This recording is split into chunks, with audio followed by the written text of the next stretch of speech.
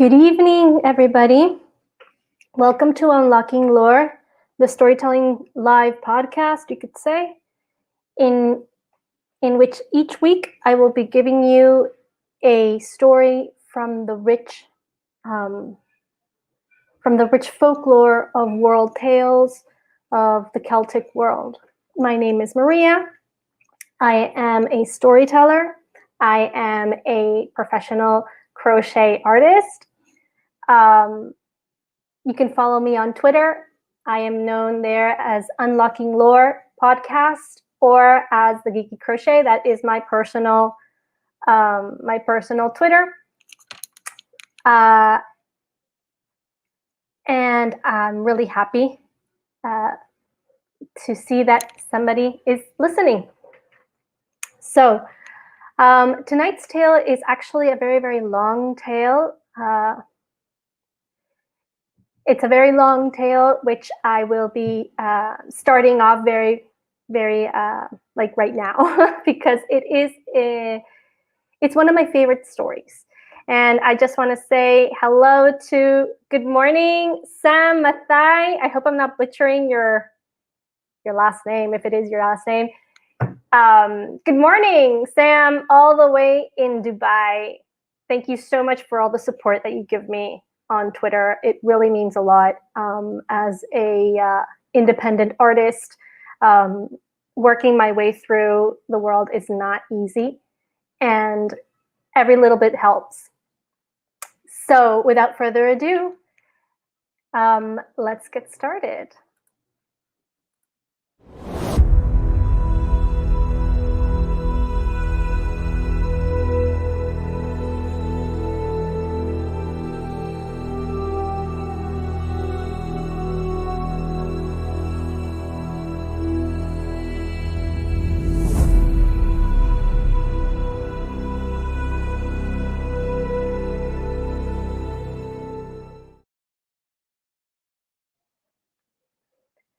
This story is an extremely long tale that tells about redemption.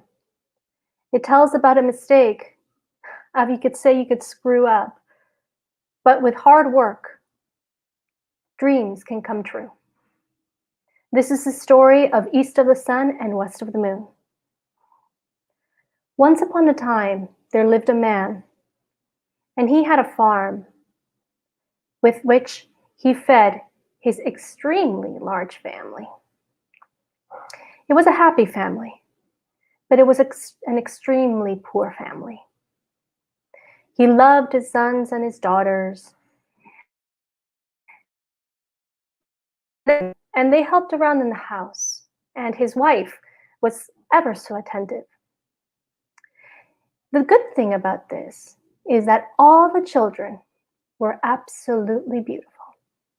They were handsome and pretty girls, but the one who was the most beautiful was the youngest daughter. She was the fairest of them all. And the father loved that daughter. He loved her very much. But still, to provide for such a large family, well, there are some things that can go wrong. And it was near winter. There was great storms, and rain would pour, and thunder would clap out all other sounds. And it was one of those stormy nights that this family inside their cottage heard 3 loud knocks. Who could that be? Thought the man as he went to the door. Probably a stranger asking for shelter. When he opened the door, he found himself completely in shock. For outside there was a big white polar bear. "Good evening," said the bear.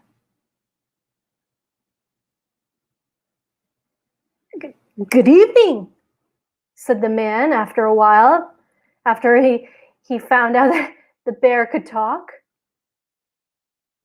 "I have not come for shelter, for as you can see, I'm too large to go into your house. I know that you are a poor man and you wish to give your family a prosperous life. So I've come to make a deal with you. A deal? Said the man. What kind of deal? The bear looked inside and saw the family and laid eyes on the youngest daughter. And he said, I want your youngest daughter for my wife. If you let me take her, I, in return, will give you all the riches that you can possibly imagine. Hunger will never be with you. The man thought, his daughter. And then he thought, no more poverty. I will speak to her. When the man proposed to the family what the bear was suggesting, the youngest daughter immediately said, no, father. Of course I don't want to go. No. And the man tried to persuade his daughter, and the wife also tried to persuade her. She didn't want to go. So the man went to the bear and said, I'm sorry, but she doesn't want to go. She's really scared. The bear said, well, I can imagine. And the man said, well, how about we do this? What day is it today? The bear answered, well, it's a Thursday. Well, why don't you come back next Thursday and we will give you an answer?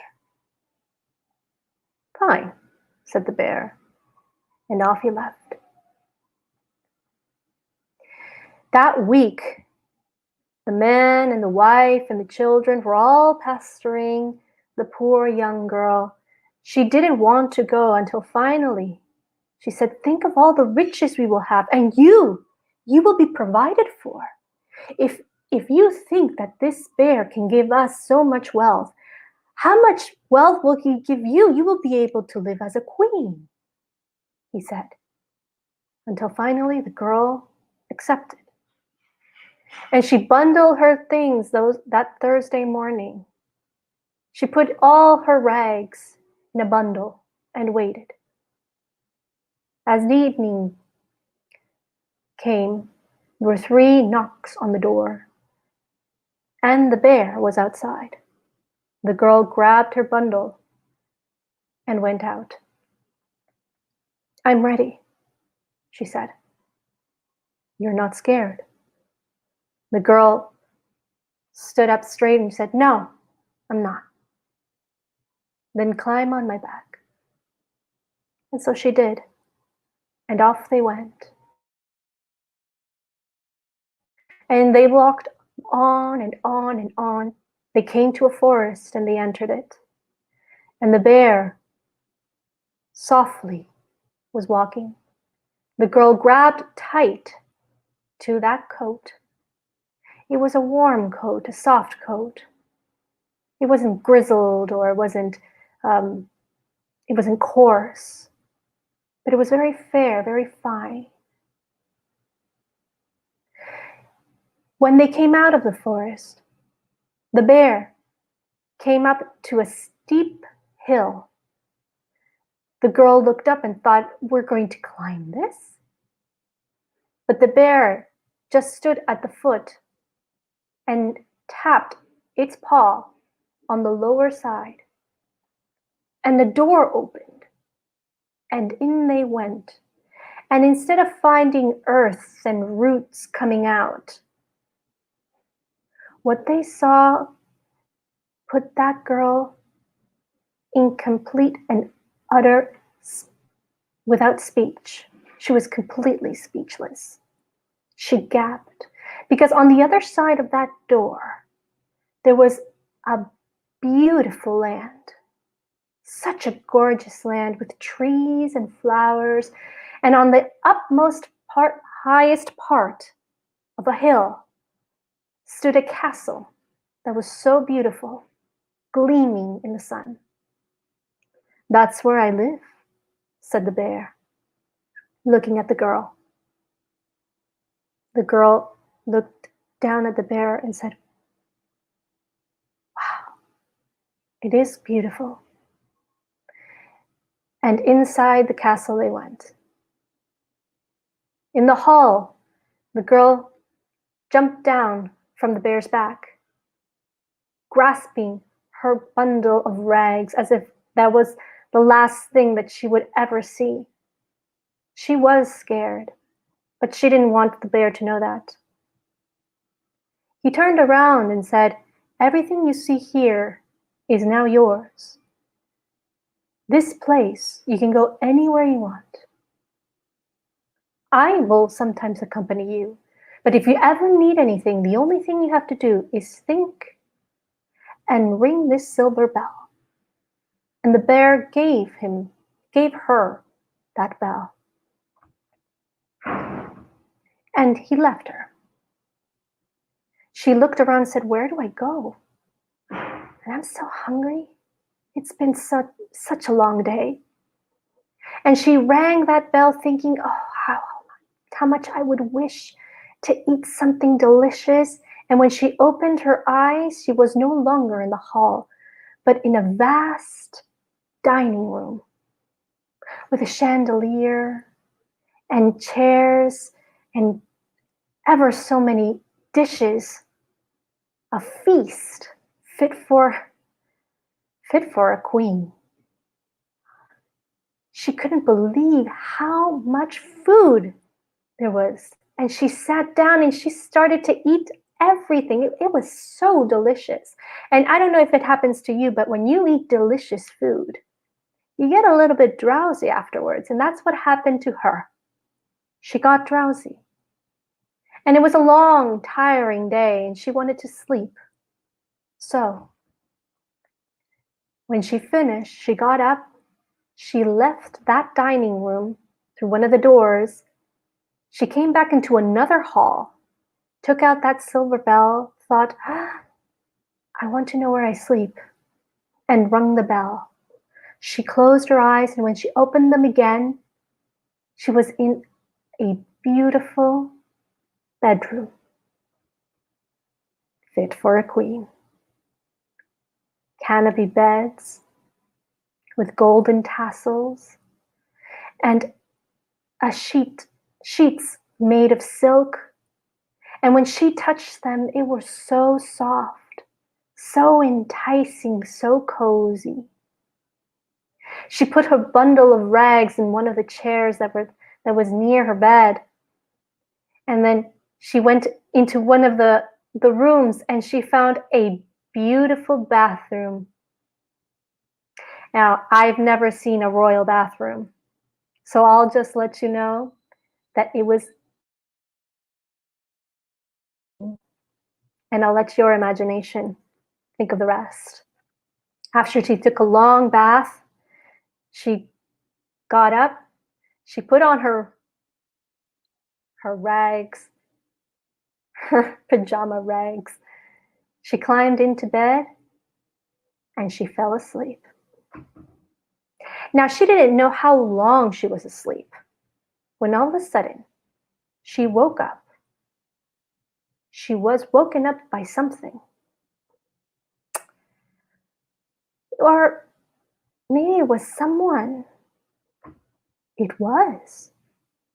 For she felt someone looking at her.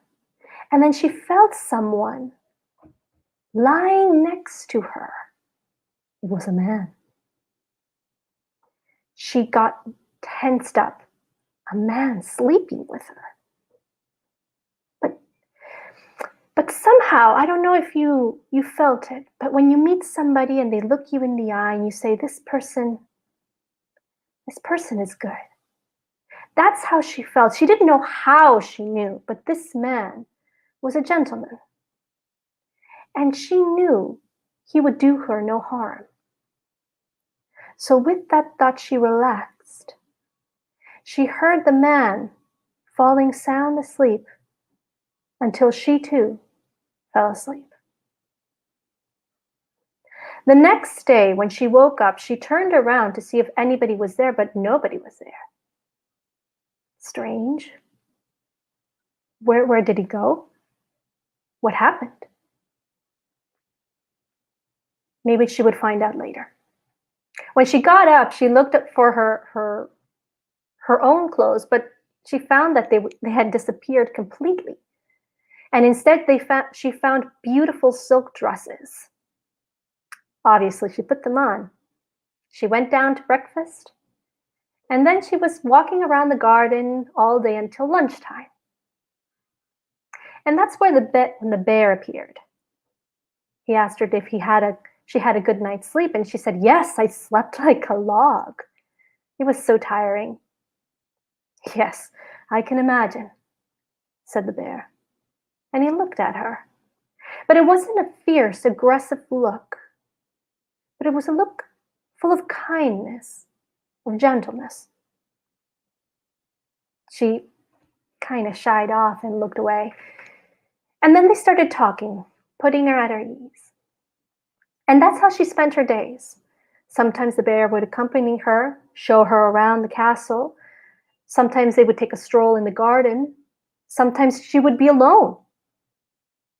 But every night, in the dead of night, when there was no light at all, she would feel that this man would come into her room and lie down next to her and just sleep.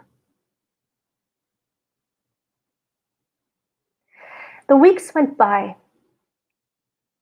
and the bear saw how little by little she started to show some sadness in her face, until one day, a few months later, he went to her and said, "Are you well?" She said, "Well, yes, I am, but it's just that I miss my family so much. I was wondering if I could just see them again, just one day. I mean, they are my family, and I do miss them."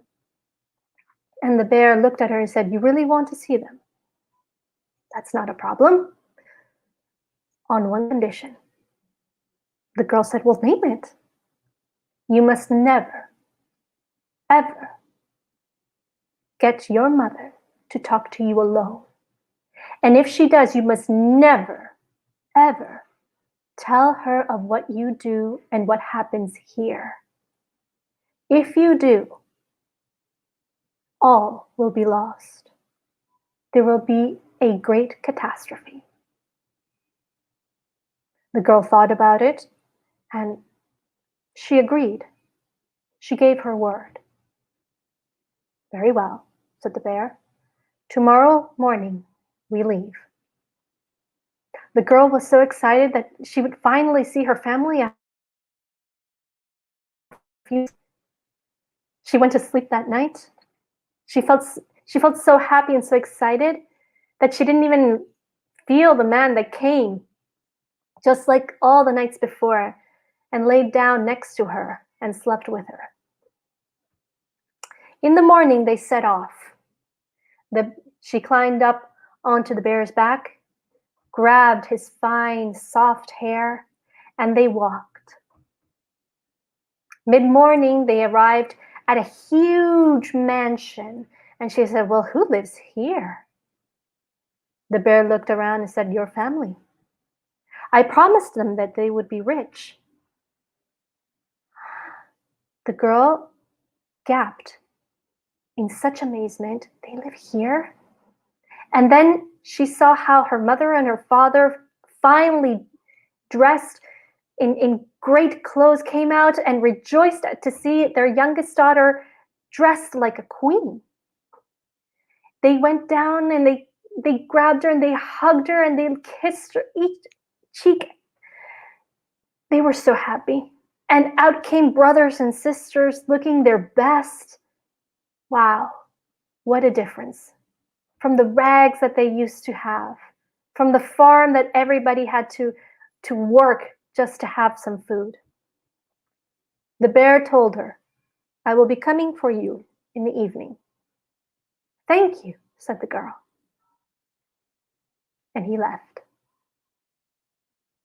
Now, as you can imagine, there was a reason for the bear to say that warning to the girl, because not 5 minutes had passed when everybody had saw the young girl that her mother tried to get her to talk to her alone in her bedroom. The girl would brush off and would go with her other parent and her brothers and her sisters, and she would weasel her way out. But the mother was so persistent till finally the girl gave in, and the mother took her to her bedroom. She sat down on the rich, luxurious bed and asked her, how's your life with the bear? Oh, it's fine. He's so kind, it's so educated. We have lovely walks and and he's so gentle. He's just like the man who sleeps with oops. Man? Said the wife. Man? There's a man sleeping with you. No, it's not what you think. I mean, well, if you think about it, I mean, he literally sleeps with me. I mean, it's the dead of night. I can't see, I don't know who it is, but every night there's this man who comes into my room when there is no candle, there's no nothing. I can't see his face, and he just lies with me. And before dawn, he leaves. I never get to see his face. But you must know who it is. You could be sleeping with the troll, said the mother. A troll? No, he's a good man. He has never touched me. He has never done anything indecent. Everything's fine. But the mother insisted, you have to know who it is. But I can't see at night.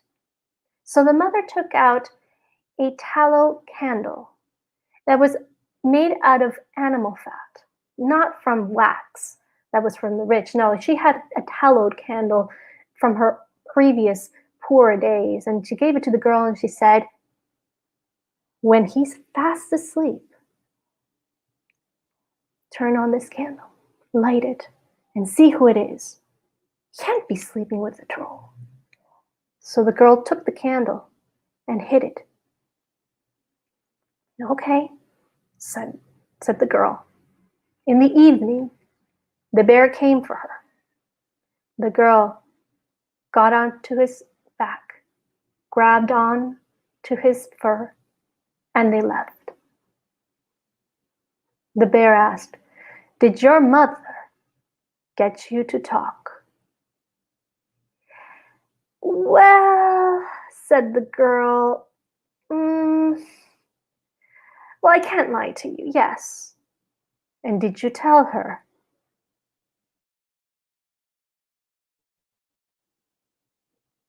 Yes, said the girl.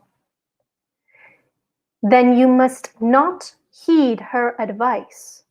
Remember, don't listen to her. If you do as she has told you, everything will be lost. Everything will be destroyed. Oh, okay, said the girl. And that was the end of the conversation. They silently went back to the castle. That night, the girl went into bed. And at dead of night, when she was pretending to be asleep, for she was so excited, she felt the man come in. He laid down next to her. And she heard how his breathing became more even and even and even till finally he was fast asleep. She waited a little while later just to make sure that he was completely asleep. She got up, took out the candle, lit it, and shined it onto his face. And oh, you can imagine what it was. The most handsome man that she had ever laid eyes on. Amazing. She was so wrapped up that she wanted to kiss this handsome man And she almost did, for she bent down. And as she did, also the candle went down, and 3 drops of tallow fell onto his shirt. With that, the man woke up, startled, looked at her in horror, and said, "What have you done? You've ruined everything. I was so close," he said. "What?" said the girl, backing up. He got out of the bed. He said, "Why? I told you not to listen to your mother. Why did you do it?" As you can see, I am a man and I am a prince. I have a curse. My father, who was a king in a kingdom far away, remarried a witch, and she hated me so much that she put a curse on me. Bear by day, but man by night. We had agreed that if I could sleep with a girl pure of heart for 1 year without her knowing that I am a prince, that I am a man, I would break free of this curse. And now, thanks to you, I can't. The curse lays fast on my shoulders. The girl started to cry when the prince said this. And you know what is even worse? Now I have to go. I have to leave you. You who were my true bride. And I have to go and marry the witch's own daughter, a troll, with a nose that is 3 ells long, Princess Longnose, in a castle that lays east of the sun and west of the moon. The girl cried and said, "No, wait, please don't go. There's nothing we can do about this." And she cried and she sobbed so much that she fell asleep. The next day, the girl woke up on a mound of moss, her bundle of rags near her. Looking around, there was nothing of the castle and nothing of her prince. And that was because she had broken her word.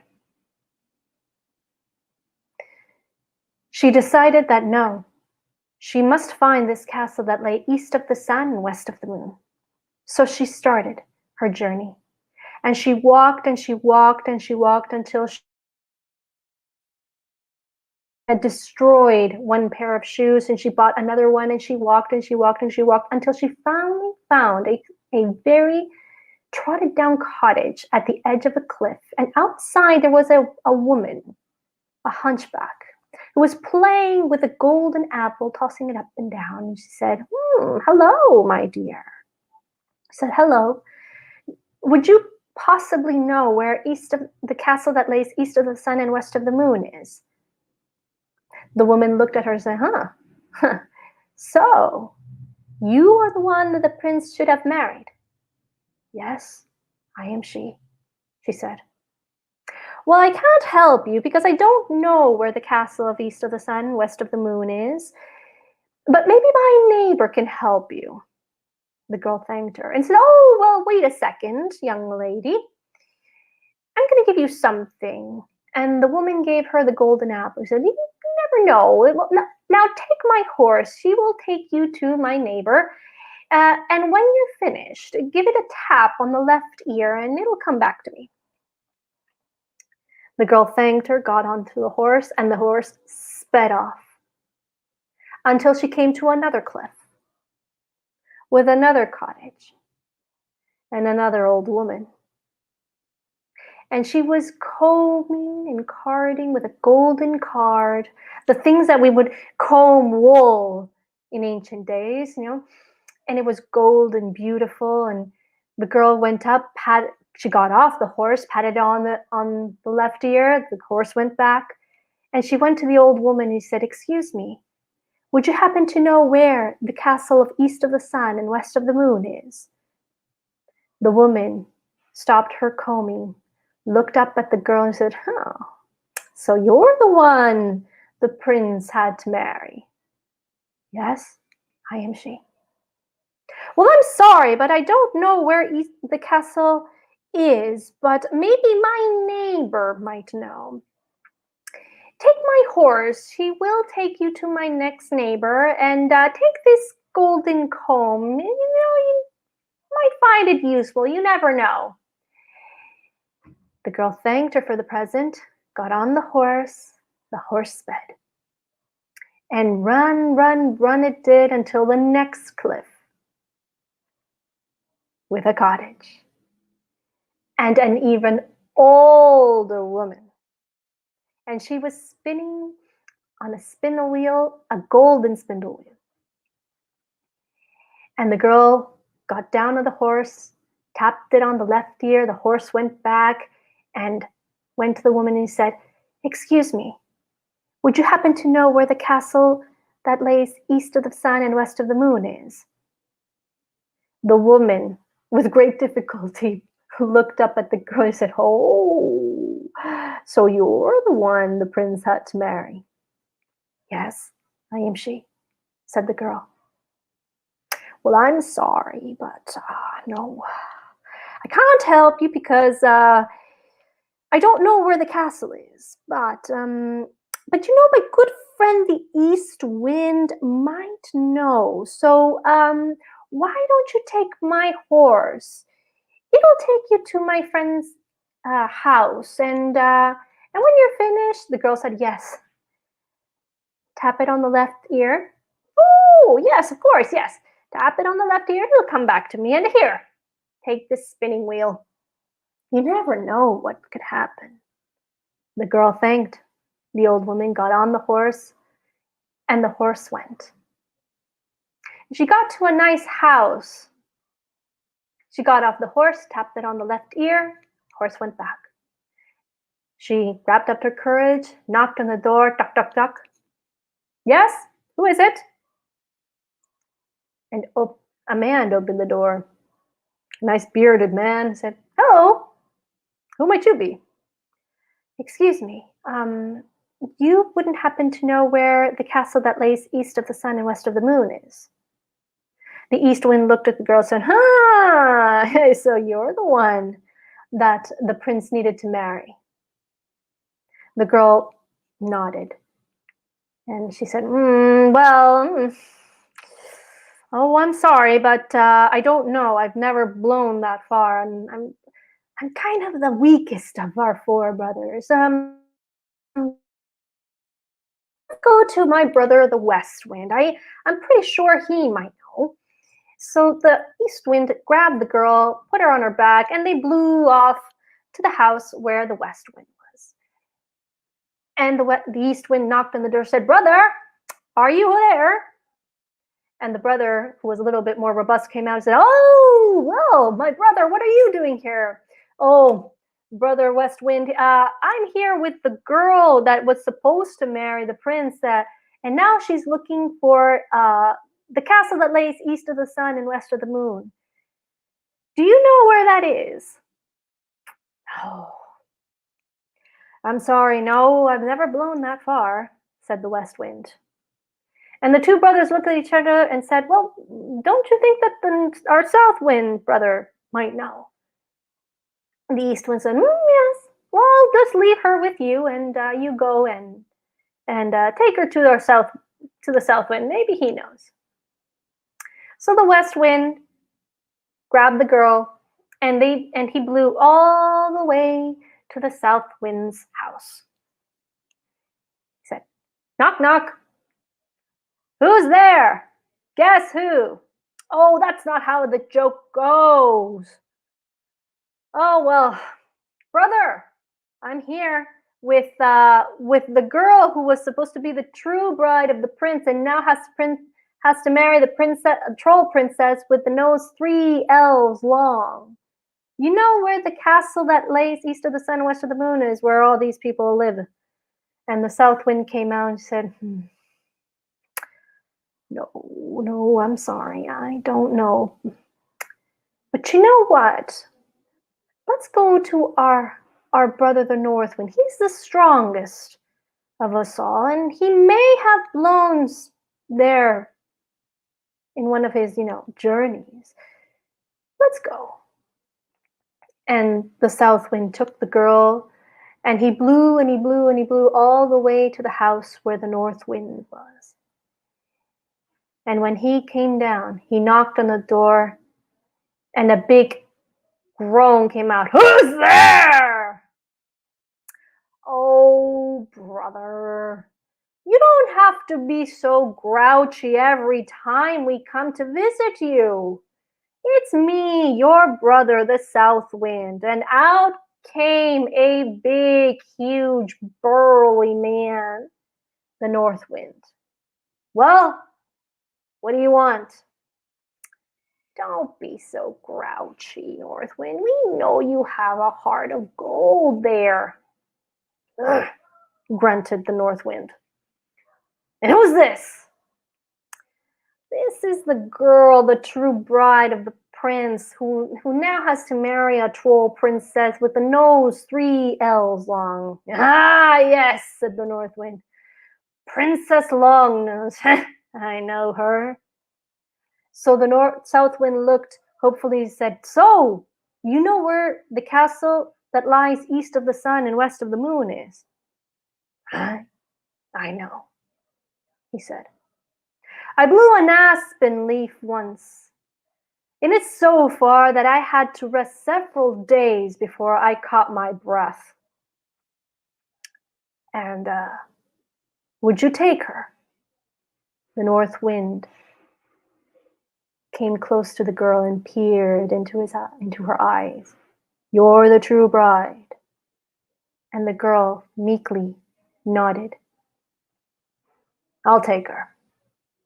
But we're going to have to wait for a couple of days till I get my strength. So they did. They waited and waited for a few days until finally the North Wind put her on her back and said, hold tight. And poof, off they went. And they traveled far and far and far, and the North Wind blew and blew and blew, and it was so strong that when they passed oceans, the big, huge storm would come up. And when they passed through the beaches, it was as if a hurricane was there. Days and days and days until finally the North Wind began to weaken. And they would go down and down and down and lower until they were almost on the surface of the. And there, far ahead, was a castle, a big, huge castle. And the North, you could say, winded, said, that is the castle that lies east of the sun and west of the moon. And with his last breath, blew all the way to the castle. He had to wait a few days until he got his breath again, and then he left. The girl went close to the castle and looked up. She could see many, many windows and tried to guess which one was the bedroom where her true love was. Until finally she found where the troll princess was, because each day a big, huge, long nose would come out and she would peer all around. Now an L, I don't know if you know, it's about a meter long, and this one was 3 L's long. So the girl one day decided to sit down right below that window, and she took out the apple, the golden apple that the woman had given her, and she started playing with it, tossing it up and down and up and down. And the princess, who was a troll, and trolls are ever so greedy, looked at that apple and wanted it so much, and she said, hey, you, How much do you want for that apple? And the girl looked up and said, It's not for sale, she said. Well, what do you want for it? Said the princess.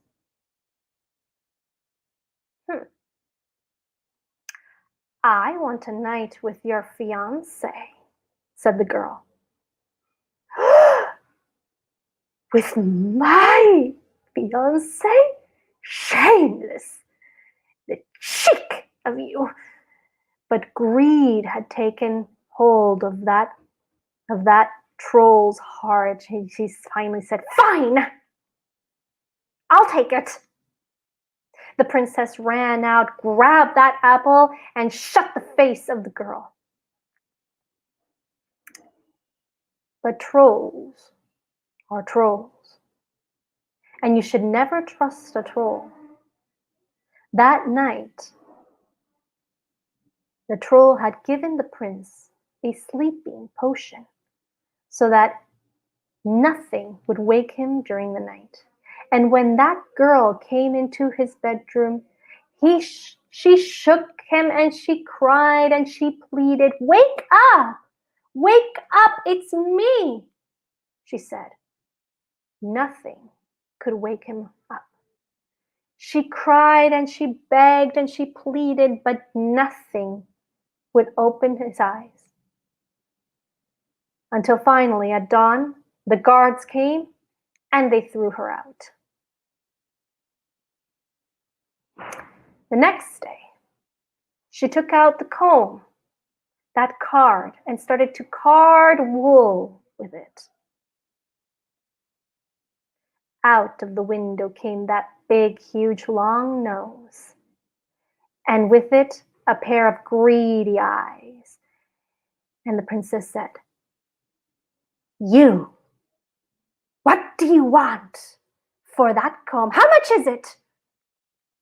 The girl again said, It's not for sale. Well, what do you want for it? Said the princess. I want another night with your fiancé, she said. Ooh, cheeky girl, how dare you? Fine, I'll take it. And the troll went out, took the golden card, and went in and slammed that door in front of the girl's face.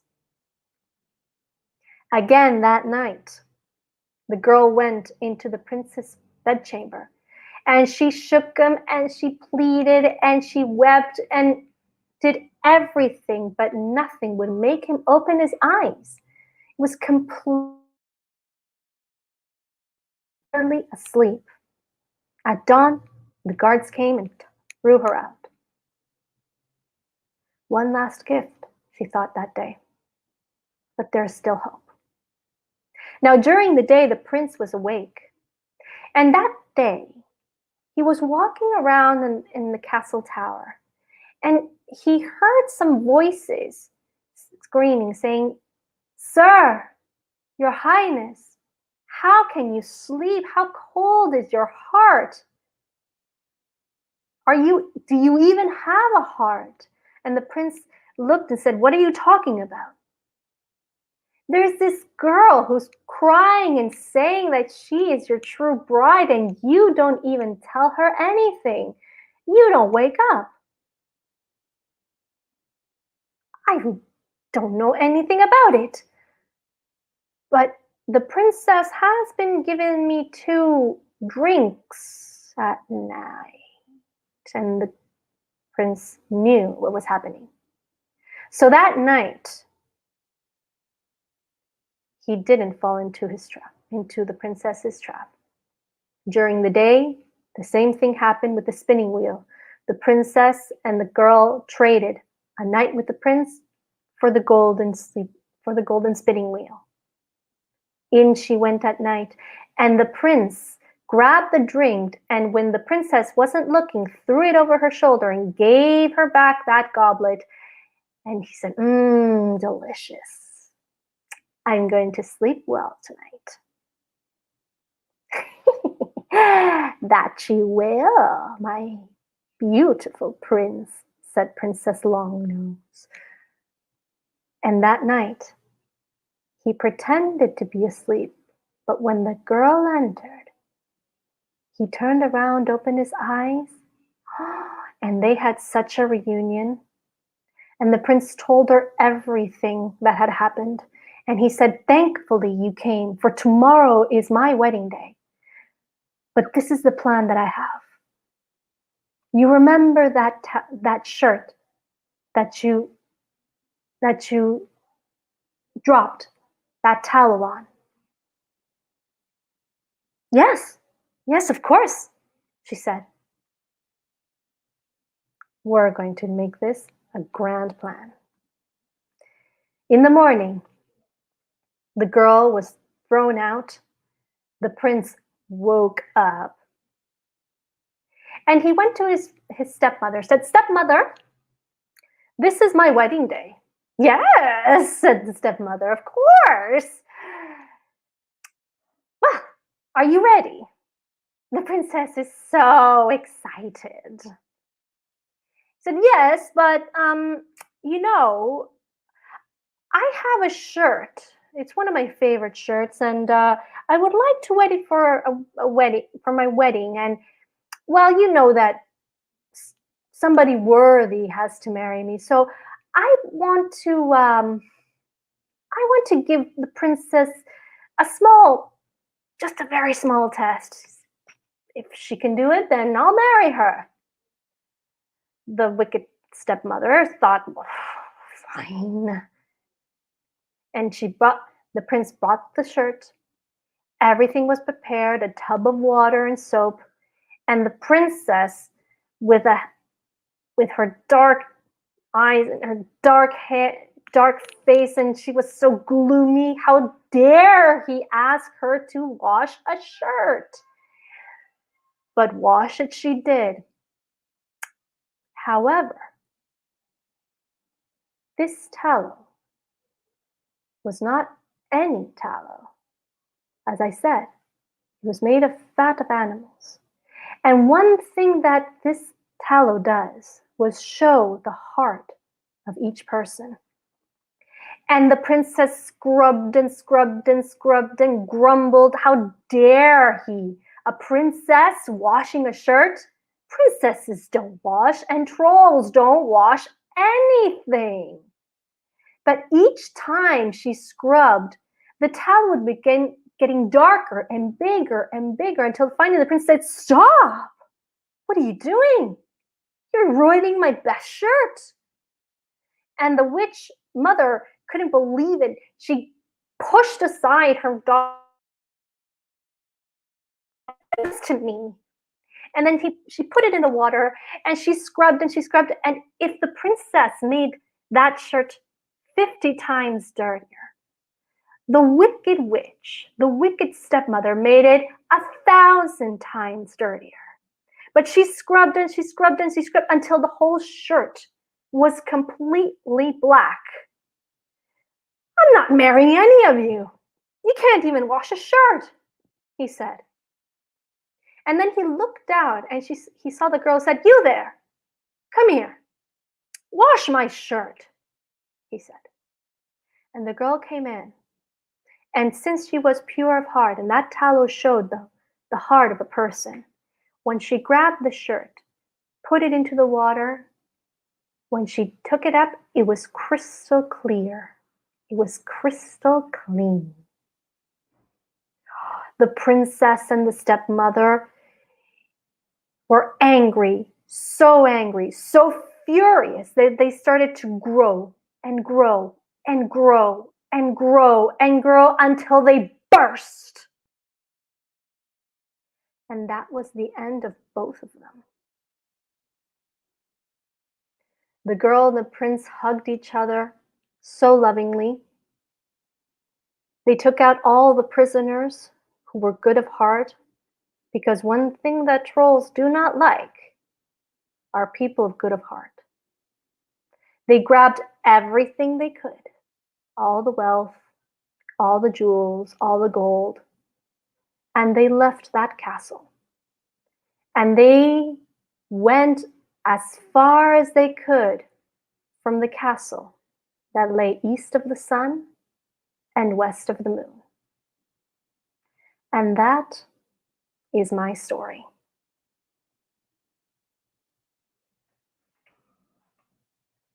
I want to thank everyone. I saw your comment, but I was in the middle of the story. Hey, R2, thank you so much for coming. And this was a comment of the tallow. Yes.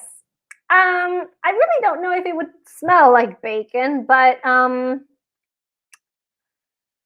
you could probably wonder. So thank you so much for coming. This is one of my favorite stories. This is actually one of my first very long stories that I've told. I can't believe it. It is almost an hour long. It was so wonderful. Yeah, this is actually one of my favorite stories because I remember when I was in Canada, I used to have a poster, a huge poster, and I would have my cassette tape, and my mom's here. She's going to say hi, Mom. You know, it's a beautiful story. And when we were living in 224 Monmouth Road in London, Ontario, I remember I would lie down on in the basement, and I would listen to the story and read it at the same time. It was one of my first stories that really got me to loving old traditional tales, old long tales. Thank you so much, Sam, for coming. Always, it's so amazing to have people from all over the world. I don't know if you know, but Sam is in Dubai, which is good morning. and R2, thank you so much. Yes, it's. I hope that you can make it. Next Thursday, I will not be telling a story. I will be telling on the 29th. So please stay tuned. You know where you can find me on Twitter. I have a storytelling ID, which is at Unlocking Lore Podcast. And well, Sam and R2 know that I am the Geeky Crochet. It's my personal Twitter.